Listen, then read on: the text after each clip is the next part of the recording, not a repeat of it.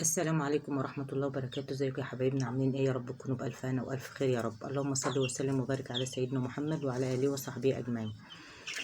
ما ننساش يا حبايب قلبي كده ندعي لإخواتنا في فلسطين، ربنا ينصرهم يا رب إن شاء الله بإذن الله عاجلا غير آجلا، وجميع المسلمين في جميع أنحاء العالم. آمين آمين يا رب العالمين. وارحم أبويا وأمي وأمواتنا وأموات المسلمين أجمعين يا رب العالمين. ان شاء الله باذن الله. النهارده حبيب قلبي الفراخ بتاعتنا بقالها 10 ايام. انا كنت مصوره معاكم بقالي يومين اهون او 3 ايام، بحيث انا كنت قلت لكم وانا هسيبهم في البوكس. اخر فيديو منزله لكم كان في البوكس، قلت ما يتحضنوا كده وخلصوا التحضينه ان شاء الله باذن الله ننقلهم في حته واسعه. فانا جبتهم في الاوضه هنا كده يا حبيب قلبي، وسعت لهم مكان برضو، يعني حبكت مكان في الاوضه، مش سبتهم في الاوضه كلها، حبكت مكان كده. وانتوا عارفين بقى كل ما الفرخ يكبر معانا بنوسع شويه بشويه. زي ما انتم شايفين كده المكان يعني يعتبر ايه، حلو بالنسبه لحجمهم الوقت وللسن بتاعهم.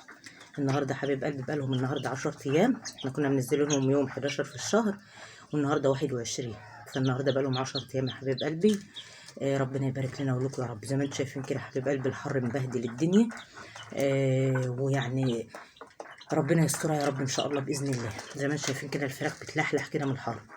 هتقولوا انت عملت لهم ايه؟ ما عملت لهمش اي حاجه النهارده خالص. انا من ساعه ما قمت وانا بكنس في الاوضه، انتوا كنتوا عارفين الاوضه كان فيها فراخ وكده وفيها طيور، فانا كنست ونضفت وعقمت كده ورشيت جير، وقلت ايه اما انقلهم بقى من البوكس، لان ايه يعني حجمهم بقى بسم الله ما شاء الله البوكس ما عادش ايه تنفع لهم الوقت.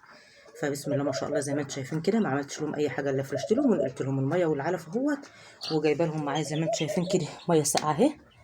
دي ميه ساقعه يعني ايه، يعتبر نص الازازه ساقع لان الميه اللي قدامهم ما لحقتش تسخن قوي، فجبت لهم نص الازازه ساقعه اهيت اكمل. ودي العلف معايا حبايب قلب اهون. هكمل لهم بقى السقايه قبل ما انزل، وان كانوا عايزين شويه علف احط لهم. انا ما بحبش احط لهم علف على فكره بالنهار كتير لان الجو حر، والعلف بحم الجسم، يعني اصلا العلف المواد اللي فيه او البروتينات اللي فيه الحاجات اللي فيه بتخلي جسم الطيور بتاعتك تسخن. فانا ما بحبش اصلا احط لهم بالنهار، يعني بطلع بقى مثلا قرب المغرب كده ان كان عايزين علف بحط لهم، اما انا دمت شويه دم قدامهم من الصبح، فمش هحط لهم علف الوقت. انا جبت شويه وانا طالعه وخلاص، بس هحطهم جنبهم وخلاص، مش هحط لهم في العلافات وكده. ليه؟ انتوا عارفين العلف طول النهار تشيليه من قدام الطيور بتاعتك، بكفايه بس الميه تكون ساقعه وحلوه قدامهم كده. دي كده يعني ايه المطلوب يعني في الجو الحر دي. وزي ما انتم شايفين الشبابيك مفتوحه يا حبيب قلب عليهم، والجو جميل اهو، وكنسه الاوضه ومنضفاها اهي بسم الله ما شاء الله. وزي ما انا قلت لكم يا حبايب قلبي الفراخ بتاعتنا مش عايزه اي حاجه ولا مستحمله اي حاجه الوقت في الجو ده اهو، الا الميه تكون ساقعه قدامهم، وتفتحي لهم بقى شبابيك كده.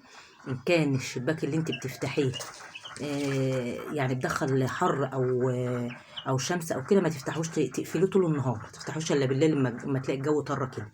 اما انا بالنسبه للشباك ده يا حبايب قلبي يعني بدخل لهم نسمه هوا كده اهو، زي ما انتم شايفين كده بدخل لهم نسمه هوا، لان يعني ربنا يسترها. زي ما انتم شايفين كده الجو درجة الحرارة معدية ال45، فربنا يسترها يا رب ان شاء الله بإذن الله.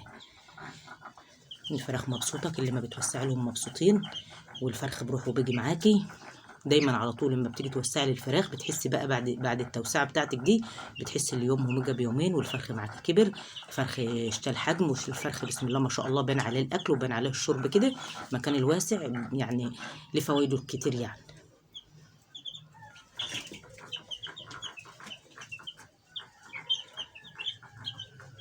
ربنا يسترها يا رب ان شاء الله باذن الله كده يا رب، وما يخسرش حد في يومين الحر ده اهو.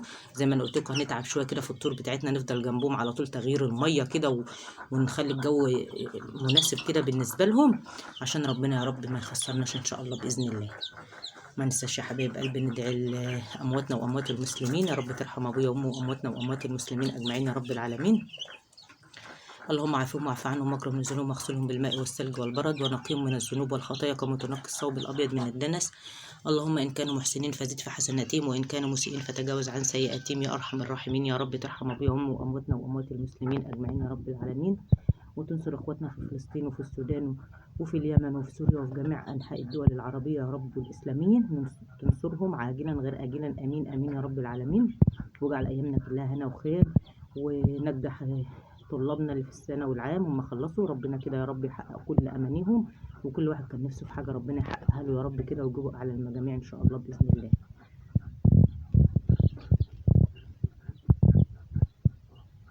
النهارده بقى لهم 10 ايام، بسم الله ما شاء الله، زي العسل وزي القشطه اهو. ربنا يطعمنا منهم يا رب ان شاء الله باذن الله كده. اهم حاجه الميه الساقعه يا جماعه، اهم حاجه الميه الساقعه، لا دواء ولا فيتامينات ولا اي حاجه تفكري فيها خالص الا شويه الميه الساقعين قدام الطيور بتاعتك الوقت. لو هتشيلي العلف خالص، شيلي العلف نهائي نهائي من قدامه، ما تحطوش الا بالليل. اما انا في اليومين الحر ده ربنا يسترها يا رب ان شاء الله باذن الله وما يخسرش حد. ميه ساقعه قدام الطيور بتاعتك على طول، ما تسهيش وما تكسليش تبقى حاطه طيور في مكان بعيد عنك او في حته يعني ما هيش تحت ايدك او حاجه، وتكسلي تقول هطلع لهم العصر هطلع لهم المغرب. لا، ميه بتسخن على طول، بقول لكم ما بتكملش نص ساعه ولا ساعه وتلاقيها سخنت قدام الطيور. فديت قاضيه للطيور الميه السخنه دي قدامهم. فعلى طول على طول يبقى عندك الميه الساقعه في التلاجة. ما عندكش ميه ساقعه تحطي تلج، وتجيبي التلج تحطيه في السقايه وكملها ميه. المهم اهم حاجه في اليومين ده هم يا حبايبنا الميه الساقعه قدام الطيور بتاعتنا. زي ما انتم شايفين اصلا الفراخ نايمه عامله ازاي. ربنا يسترها يا رب ان شاء الله. زي ما انا قلت لكم انا اصلا منزله كميه مش كتيره، يعني بس حبيت اشغل نفسي كده لان قاعده بقالي فتره زي ما انتم عارفين، فقلت اشغل نفسي كده. فربنا يسترها ان شاء الله باذن الله. الواحد يعمل اللي عليه والباقي على ربنا. ربنا يسترها يا رب ان شاء الله باذن الله.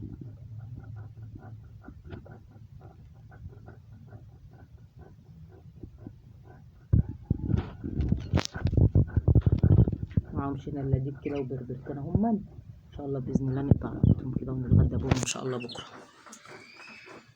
دوم اللي كانوا باقيين بقى من الطيور عندي في الاوضه، فان شاء الله باذن الله النهارده عشان كنت بكنس الاوضه وبنضف وكده ما فضلتش ان انا اذبحهم.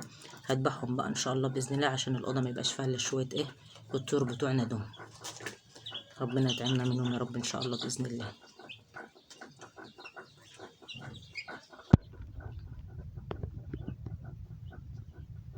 حبيت النهارده كده يا حبايب قلبي اوريكم النهارده 10 ايام للفراخ بتاعتنا. قلنا بقى نوسع لهم بقى المكان. انا قلت لكم ما كنستش تحتهم من اول يوم جبتهم. التحضينه دي كلها سبتهم في البوكس في ال10 ايام التحضينه. زي ما انا قلت لكم ضمان اي دوره فراخ معاك او اي طيور معاك ال10 ايام الاولانيين وضامن ربنا يعني. بس ال10 ايام استقبلتهم استقبال كويس وحضنتهم تحضينه مظبوطه، بيريحوكوا طول الدوره. فادي كان يوم معاكم النهارده حبايب قلبي.